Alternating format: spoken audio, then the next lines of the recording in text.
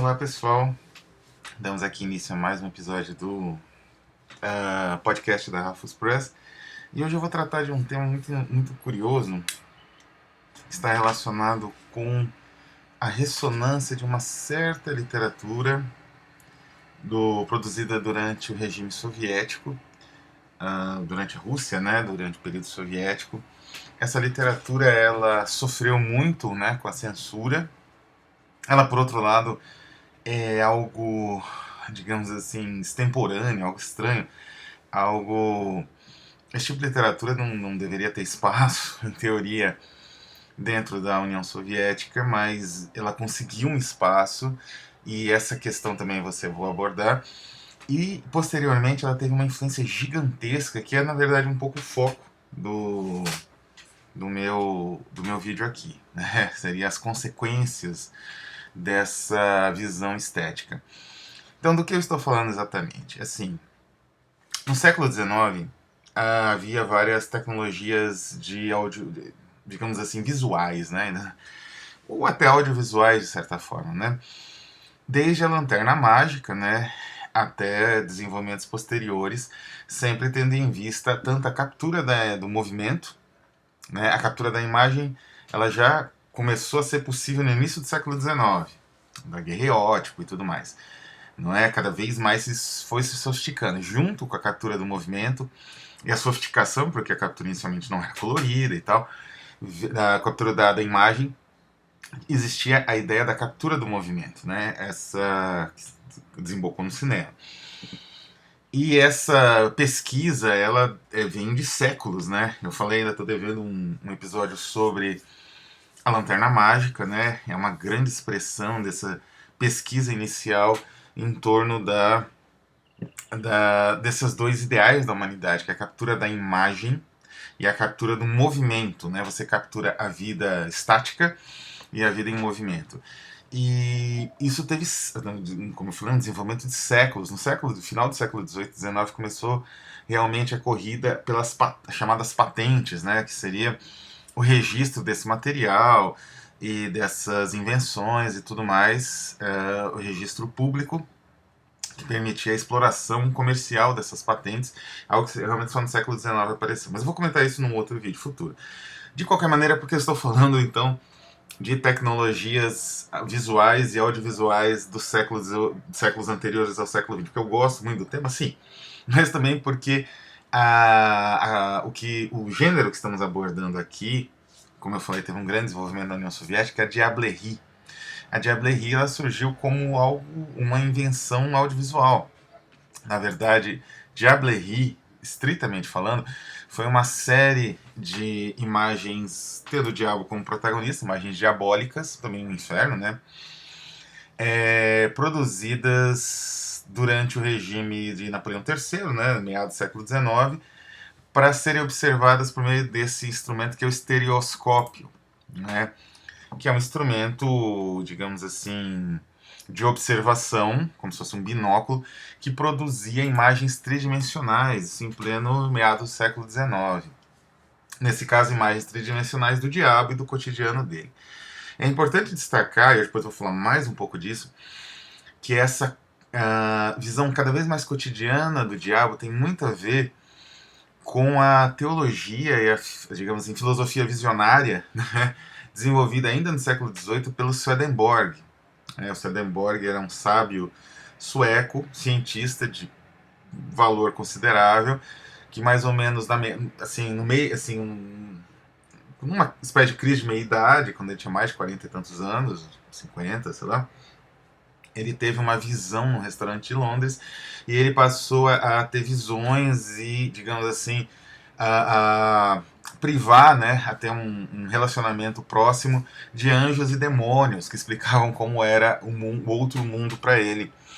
E a partir disso ele teve, digamos assim, uma aplicação do conhecimento científico iluminista prévio dele nessas visões, né? Compilando, por assim dizer, todo um mundo espiritual muito complexo.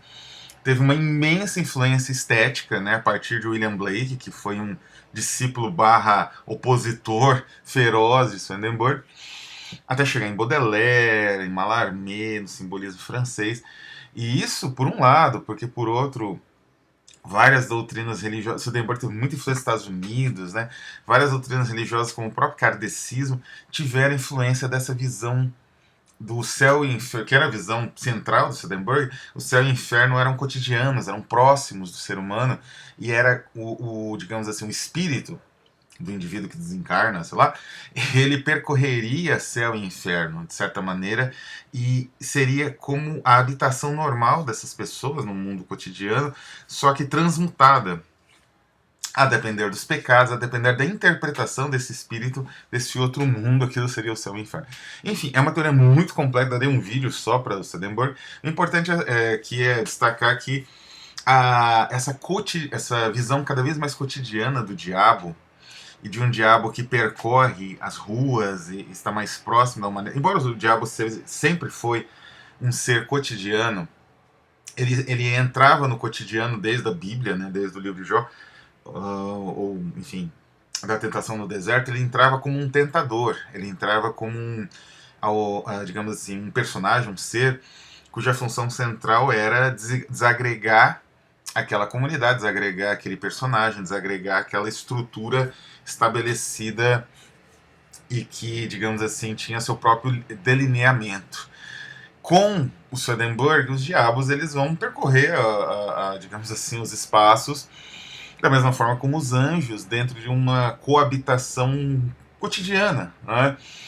E a partir disso, a partir dessa primeira visão, a coisa vai só se tornando mais e mais próxima do ser humano. E a diablerie é um exemplo disso, né? Recentemente, o Brian May, o guitarrista do Queen, exatamente ele, conseguiu, digamos assim, me parece que recuperar essas imagens de uma maneira mais completa, reeditar. Ele é muito interessado, um colecionador dessas imagens tridimensionais do inferno, não é? Ele é inclusive a edição, tem algumas edições dessa obra, dessas digamos assim, clichês ou matrizes estereoscópicas. O Brian May colaborou com o acervo dele e tudo mais, né? Mas enfim, diablerie é isso. Imagens cotidianas do diabo do inferno, com funções satíricas e eventualmente com funções com essa visão de um diabo mais cotidiano, que convive, ele não só tenta o ser humano, ele convive com o ser humano e suas instituições falhas, né?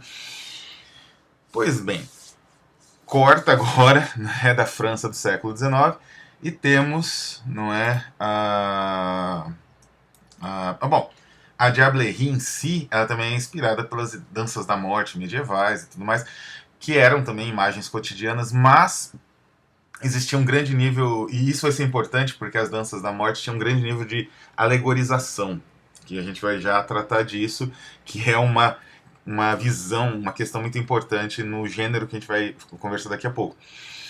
Mas, como eu falei, a diablerie ela tem um nível de integração com o cotidiano um pouco maior que a dança da morte, cuja alegorização tira, não é, o demônio do convívio cotidiano e o coloca numa situação apocalíptica, né? A dança da morte tem esse lado, esse traço sempre, dança da morte medieval, renascentista, né? Pois bem, corta, né, desse passado, e temos agora a Rússia durante a Revolução Russa de 17, que institucionalizou, né, o primeiro regime socialista da história, com uma série de alterações, né? O socialismo ele atacou, primeiro de tudo, digamos assim, a questão educacional, que na Rússia era crítica, né? O número de analfabetos, digamos assim, o obscurantismo muito forte, principalmente de categorias até mais populares, entre o povo mesmo, entre os camponeses, um obscurantismo que levava a baixa produtividade em vários setores da economia, por conta da visão de servidão, né? A servidão na Rússia ela durou até o século XIX, uma servidão quase medieval. Então, assim, o trabalho do Lenin e dos seus, digamos assim, colaboradores foi gigantesco, especialmente no setor educacional, que era crítico, né, para a Revolução Russa. E uma das questões centrais era realmente de reduzir a influência gigantesca que a religião ortodoxa tinha na Rússia. Só basta ler qualquer livro russo do século XIX, especialmente Dostoiévski, né, para perceber isso. E eles fizeram de várias formas, desde realmente atacando a educação no sentido de formação dos jovens, formação das crianças mais sistemática, uma formação que, digamos assim, até hoje é de uma grande excelência, né? Mesmo, enfim, com tudo que aconteceu na Rússia, recentemente, nos últimos 20 anos, né? 20, 30 anos. E também através de propaganda. Então a propaganda foi muito forte para exorcizar esse passado de excessivo domínio da Igreja Ortodoxa. Então, tem vários livros importantes com esses pôsteres, são impressionantes, né? Os pôsteres de propaganda. E ficou famoso isso até, o anticlericalismo do regime, que é uma característica que na União Soviética é muito peculiar e necessária, inclusive, mas ficou marcado como, enfim, uma barbárie, né? A destruição das igrejas e etc, etc, etc, dentro da visão mais de propaganda, né? De alguns setores aqui no Ocidente. Especialmente, claro, os setores religiosos. Mas o que acontece? Mesmo nesse clima, vou colocar aqui um catálogo de imagens e estudo de imagens desses pôsteres anticlericais também, que foi lançado recentemente pela Fuel Design de Londres, e é impressionante, né? Mas o que aconteceu, né? Apesar de todo esse esforço, ressurgiu na Rússia o gênero fantástico exatamente durante o regime soviético, durante o período soviético.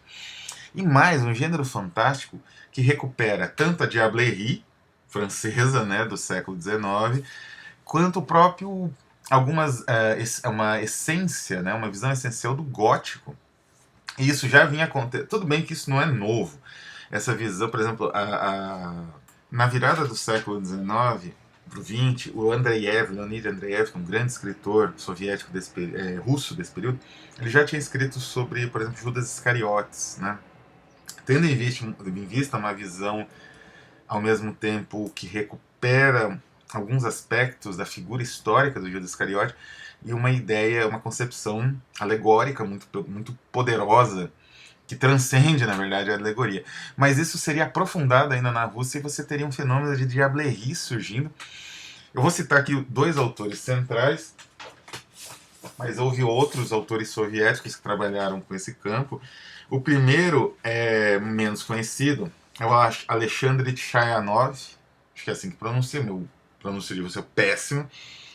Ele escreveu uma série de contos que foi relançado em francês, mas acho que em russo também, mais ou menos com esse título, com o Diableries Moscovite, né? E o nome disso tudo são histórias hoffmannianas, com um tempero gótico também bastante poderoso, não é? Ambientadas na Rússia às vezes contemporânea, às vezes nem tão contemporânea, em Moscou, né? Em São Petersburgo e tudo mais. E essas narrativas são saborosíssimas, embora não tenha a qualidade, digamos assim, o peso e a densidade do próximo autor que eu vou mencionar aqui. São histórias saborosíssimas, né? Desse Hoffmann reencarnado na Rússia e que trabalha exatamente com essa visão do diabo comerciante, diabo cotidiano, comerciante, comercializa tudo. E é curioso que o Chayanov, ele era Chayanov, sei lá, ele era economista, então era o setor mais importante, mais, digamos assim, poderoso, né, da União Soviética. A economia era central no pensamento socialista marxista, e ele mesmo criou as suas diableries, né? Mas, evidentemente, essa recuperação do diabo não era uma recuperação religiosa, teológica, era uma recuperação polêmica dentro de um quadro geral de alegorização também, né? Mas não só daquele tipo de alegoria medieval, não é? Alguns anos, mais ou menos nos anos 20, no período das diableries, o Chayanov me parece que ele também foi fuzilado nos expurgos dos anos 30, né? Houve os trabalhos, né, surgiram os trabalhos do Bakhtin, Mikhail Bakhtin, que falavam justamente da carnavalização do mundo, dessa nova visão da Idade Média, como com seus espetáculos muito específicos, como uma era não tanto de trevas, mas uma era em que havia resistência popular, uma construção de uma cultura popular, né? As ideias do Bakhtin vão influenciar muito a história, a recuperação da história medieval no século XX e a reinterpretação da Idade Média, né? Que eu já até comentei, eu não comentei sobre o Bakhtin, mas o Pasolini, né? Que eu citei, ele tem uma visão até meio próxima em alguns momentos da visão do Bakhtin dos anos 20 e 30 na Rússia. E essa visão coloca Diablerie como uma carnavalização do mundo, uma inversão de certos valores, uma forma de você tratar a política com uma espécie de alegoria mais ou menos polissêmica, mas que não é tanto assim. Então, quer dizer, tem um alvo mais ou menos direto, mas encoberto pela alegoria, né? E o grande autor disso é, sem dúvida, o Mikhail Bulgakov, né? Ou Bulgakov, enfim, Bulgakov, que eu acho que é o nome mais correto dele. O Bulgakov, ele escreveu um Mestre a Margarida, que é, digamos, a grande obra nesse quesito, não é? E o Mestre a Margarida demorou muitos anos para ser publicado, né? Ele tinha o Stalin tinha um estranho apreço por algumas obras dele, e ele conseguiu escapar do fuzilamento, diferente do Chayanov, ele conseguiu escapar do fuzilamento, né? Mas o Mestre a Margarida só foi publicado em 66. Digamos assim, o que não impediu muitos russos de lerem, porque o Bulgakov, ele também foi o primeiro autor, ele inaugurou aquele fenômeno bastante típico da União Soviética, que é o samizdat, ou samizdat, enfim, né? Acho que depende aí da pronúncia, né? Vou falar como samizdat, que é justamente a autopublicação de obras proibidas pelo regime, né? No caso soviético, dentro de uma distribuição bastante alternativa de mão em mão. Então, recuperava-se quase que a tradição dos monges copistas, né? Alguns manuscritos eram literalmente copiados à mão para ser exportados e tal. Alguns eram fotografados, alguns eram... A imaginação era imensa, né? Alguns eram colocados em microfilme, capas de enciclopédias serviam de digamos assim, camuflagem de livros subversivos, e por aí ia, não é? Então o Mestre a Margarida, ele chegou a ser lido, uma versão bem mais condensada, vamos dizer assim, não é? Uma das traduções da Diablerie, não falei aqui, né? A tradução desse termo é diaboliada. Você vê que é algo relacionado realmente as peripécias, né, como a Ilíada, né, as peripécias do diabo na nossa sociedade. Mas enfim, a obra do Bulgakov teve uma importância gigantesca. Nem vou comentar aqui, porque novamente o Mestre Margarida daria tranquilamente 1 ou 2 programas, inclusive, mas é uma obra fundamental, fenomenal, né? Mas o impacto que ela teve foi não só de trazer essa carnavalização de uma forma muito aprofundada, com personagens assim, que se aproximam ao mesmo tempo do surrealismo, da sátira política mais refinada e dessa visão medieval quase, do carnaval, não é, do espetáculo diabólico, das máscaras, né, do diabo, das máscaras diabólicas como uma maneira ali de você criticar os governantes ou instituições governamentais e tudo mais. No caso, a burocracia, né, na União Soviética. Então, e ao mesmo tempo o Bulgakov, a obra dele, né, só publicada nos anos 60 na Rússia, conseguiu ter, o autor morreu em 1940, né, e morreu de causas naturais. Ele foi viciado em morfina, como eu falei, ele desafiou bastante o Stalin, mas o Stalin gostava dele. O Stalin tinha um apreço pessoal pelo Bulgakov, e isso salvou a vida dele do fuzilamento, do Gulag e tudo mais, né? Aí, corta novamente, né? A Diablerie, na Rússia, ela acabou tendo digamos assim, ela acabou se alegorizando demais. Algumas projeções dela sobraram na ficção científica, especialmente, né, elas foram importadas, né, pelos autores de ficção científica, como um que eu já comentei aqui, os irmãos Strugatsky, né? E esses irmãos Strugatsky, por exemplo, escreveram um livro chamado, em inglês, a tradução, não sei se existe em português, Hard to be a God, que rendeu um filme, aliás, genial, não é, de um diretor russo, o Alexei Gelman, acho que é uma coisa assim. E o Hard to be a God é uma espécie de Diablerie, só que mesclada com esses elementos de ficção científica especulativa que eram muito apreciados na Rússia e que acabaram, digamos assim, dominando o campo na Rússia, em todo o leste europeu, né? Dominando o campo da ficção especulativa e ficção fantástica a partir, na verdade, do final da Segunda Guerra, né? Quando voltou a produção literária com mais força, com mais intensidade, ficção na Rússia e nos países ali que tinham sido arrasados do leste europeu, né? Tinham sido arrasados pela guerra. Mas enfim, o que isso tem a ver então com o contemporâneo, com a literatura produzida agora em 2020, 2019?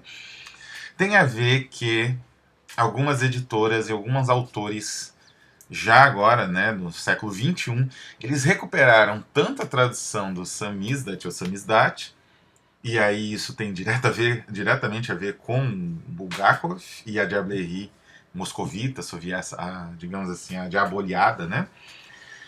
E nessa recuperação, os editores buscam um pouco essa ideia do samizdat, na estrutura da obra editada, e os autores buscam tematicamente esse universo.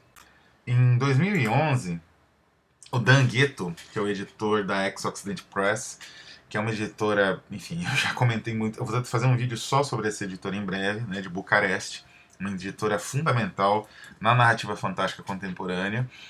Ele editou um livro, uma coletânea chamada The Master in Café Morphine. Lembrando, né, que o Bulgakov era viciado em morfina. Era uma obra limitadíssima, em 100 cópias. Colaboraram, entre outros, Mark Valentine, que é um autor que vai ser publicado esse mês ainda pela Rafus Press, Charles Schneider, Alison Bird, Justin Ises, que vai ser mencionado em breve, vai ser publicado em breve também pela Rafus Press, Nina Land, F. Lewis, Ray Russell, Eric Steiner Carson, Reggie Oliver, John Howard, que já foi publicado junto com Mark Valentine também, Jonathan Wood, que publica bastante conosco, Albert Power, enfim, Rhys Hughes, também mais um, né, preferido aqui. Foi um livro fundamental. É dificílimo de achar, foram só 100 exemplares, ele custa os olhos da cara. Não é? Infelizmente, eu sou alguém que queria muito ter esse livro, mas é muito difícil de conseguir. Quem tem uma cópia não vende nem a pau. Mas o que acontece? Esse livro, ele foi fundamental e ele gerou esse interesse novo, né, pelo... Não novo exatamente, mas esse interesse, despertou novamente o interesse por Bulgakov e pelos, digamos assim, samizdats, né, samizdat. E vários autores que escreveram, né, colaborações nessa coletânea, depois eles pegaram essa colaboração, expandiram e republicaram em novo formato, né? Então temos aqui dois autores muito importantes que publicaram as suas homenagens ao Bulgakov em livros fundamentais, né, ampliadas e tal. O primeiro é o Stephen Clark, que é um pintor também, ligado ao surrealismo britânico histórico, né? E ele, o conto dele chama The Horned Tongue. Ele publicou primeiro nessa coletânea, depois numa coletânea chamada The Bestiary of Communion, que também era digamos, da Ex-Occident, se fosse seria bom, né? Da Ex-Occident Press. E depois ele publicou esse material num livro da Swan River Press, que é uma outra editora de Dublin. Todos esgotadíssimos e dificílimos de achar, mas The Horned Tongue, que é a homenagem dele ao Bulgakov, é justamente sobre uma espécie de um volume raro de samizdat. E é genial a maneira como esse volume aparece na história, como é esse volume, que tem todo um quê medieval, né? Lembrando realmente esse tratamento, novamente, né, voltando à questão da Idade Média, esse tratamento crítico e mais sofisticado a esse período, que é muito diferente da imbecilização coletiva que existe entre os conservadores brasileiros e no mundo todo, ao falarem de Idade Média. É uma narrativa, The Horned Tongue, Espero que um dia seja relançada, né, em algum outro formato, algum outro livro mais acessível e que tenha uma tiragem maior que 100, 200, 300 exemplares, mas vale muito a pena a maneira como o Samizdat aparece como um livro diabólico aqui. E como essa. Que quase, na verdade é um livro, um conto de terror. Mas é um conto de terror muito sofisticado que aproveita muito a ideia de humor e ironia que existia no Bulgakov, não é? Para tratar dessa questão do diabo no cotidiano dos personagens e destruindo os personagens. Então é uma obra imprescindível que deve ser procurada, apesar de ser difícil, né? Eu não contei muito da história porque se você conta um pouquinho, né? É basicamente isso. É um bookseller, né? Uma pessoa que vive de livros, da venda de livros, que entra em contato com esse volume desse samizdat. E a partir daí, se contar mais coisa, as visões, né? A questão visionária é muito forte. E, enfim, é muito difícil você simplesmente falar, resumir essa história incrível, né, criada pelo Stephen J. Clarke, com influências, obviamente, além do Bulgakov, de Robert Aickman, por exemplo, né. O outro autor é o Karim Gawagi, nome difícil de pronunciar, né, difícil de escrever também. O Karim, ele escreveu 2 livros, diretamente inspirados por Bulgakov, né, e pelo Mestre Margarida, né. Os livros são América e Europa.